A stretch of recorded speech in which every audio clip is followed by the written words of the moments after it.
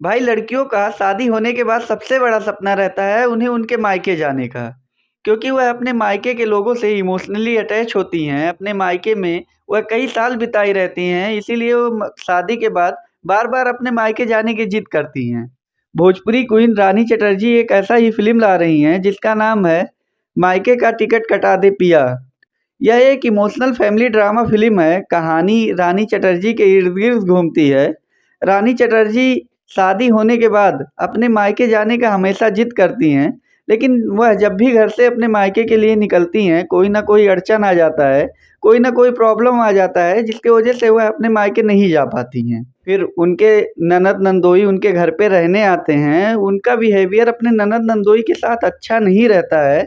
वह अपने ननद नंदोई के साथ काफ़ी भेदभाव करती हैं, उनको हर एक चीज़ में सपोर्ट नहीं करती हैं। फिर कैसों-कैसों करके यह मायके पहुँच जाती हैं, लेकिन एक कहावत आप लोग सुने हो ना कि जैसे को तैसा, जैसी करनी वैसी भरनी।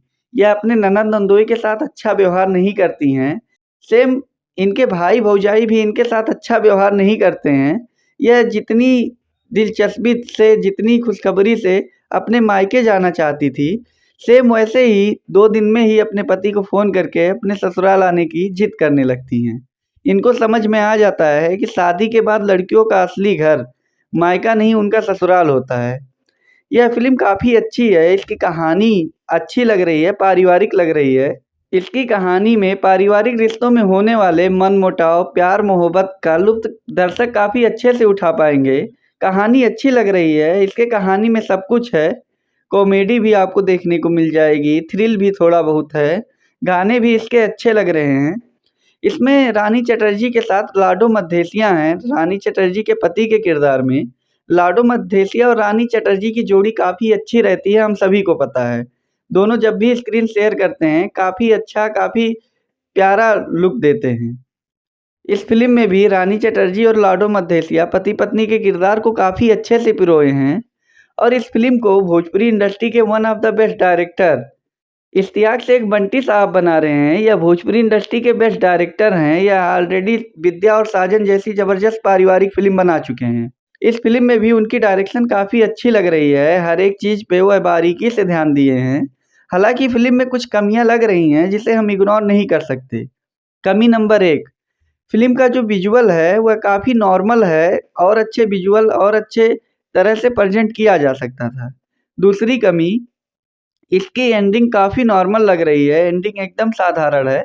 इसकी एंडिंग को और बढ़िया से और थ्रिल के तरीके से पेश किया जा सकता था। तीसरी कमी, इसकी कहानी काफ़ी धीमी लग रही है, बहुत स्लो चलती है। आगे क्या होगा, कैसे होगा, हम ईज़िली पता कर सकते हैं। फ़िल्म में कुछ चीज़ें अच्छी भी हैं, जिसे एप्रिशिएट करना ज़रूरी है। सबसे अच्छी चीज़ मुझे लगी, ट्रेलर को काफ़ी अच्छे से एडिट किया गया है, जितने की ज़रूरत थी, बस उतना दिखाया गया है। अदर भोजपुरी फ़िल्मों की तरह पूरे फ़िल्म को ट्रेलर में नहीं दिखा दिया गया है। दूसरी सबसे अच्छी चीज़ है, इसकी फ़िल्म पारिवारिक रिश्ते को और समाज को एक नया सोच देगी कि लड़कियों का असली घर मायका नहीं होता है, उनका ससुराल होता है।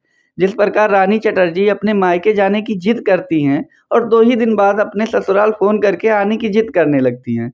तो यह फ़िल्म कहीं न कहीं संदेश दे रही है समाज को कि उनका असली घर उनका मायका नहीं, उनका ससुराल होता है, जो कि काफ़ी अच्छी बात है। लोगों को यह फ़िल्म देखने के बाद समझ में आएगा कि उनको अपने ससुराल में कैसे रहना चाहिए। तीसरी इसकी सबसे अच्छी चीज़ मुझे लगी इसके गाने। इसके गाने को काफ़ी अच्छे से प्रेज़ेंट किया गया है। हर एक गाना कहानी के हर एक सीन के साथ बिल्कुल मैच कर रहा है।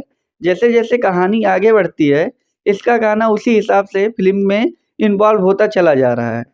बाकी ओवरऑल देखें तो यह एक फैमिली ड्रामा फ़िल्म है, जिसे हम परिवार के साथ अच्छे से देख सकते हैं।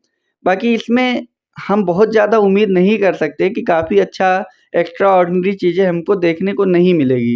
ये एक नॉर्मल साधारण फैमिली ड्रामा है, जिसे नॉर्मली तरीके से बस प्रेज़ेंट करके दिखाया गया है, जिसे हम नॉर्मल वे में ही देख सकते हैं। बाकी मैं यही बोलूँगा कि भोजपुरी इंडस्ट्री को और अच्छी तरह से फ़िल्में बनाने की ज़रूरत है, जिससे दर्शक और भी अच्छे से फ़िल्म में जुड़ सकें। बाकी आज के लिए बस इतना ही, मिलते हैं अगली वीडियो में। जाते-जाते मेरे वीडियो को लाइक और चैनल को सब्सक्राइब करना मत भूलिए।